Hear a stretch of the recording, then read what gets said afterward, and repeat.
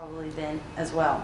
So I'm just going to sort of talk to you about two sort of lessons that, on the Return of the King for the delivery. The first is, X really marks the spot. You cannot build a game until you know what it is. And so we basically held back on any game development of going wide until we knew what the game was supposed to be.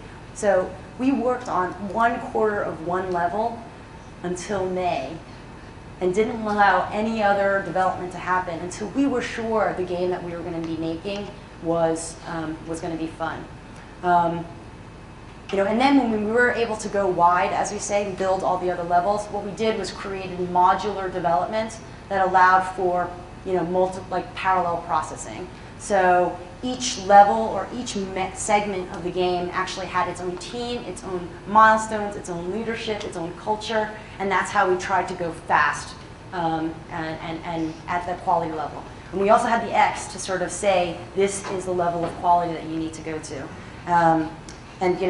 We can have more questions about the toll gates process, which was sort of how we did that.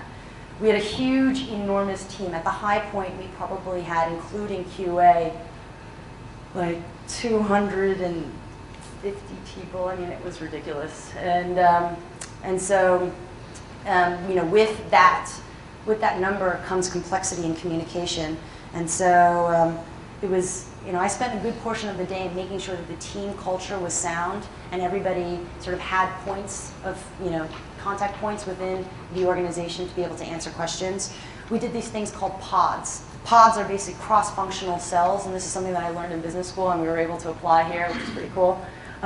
Basically, we had these small teams that were made up of 15 people that had engineers, artists, designers, all working together, all sitting together, and they had their own deadlines, their own sort of milestones. They also had their own leadership.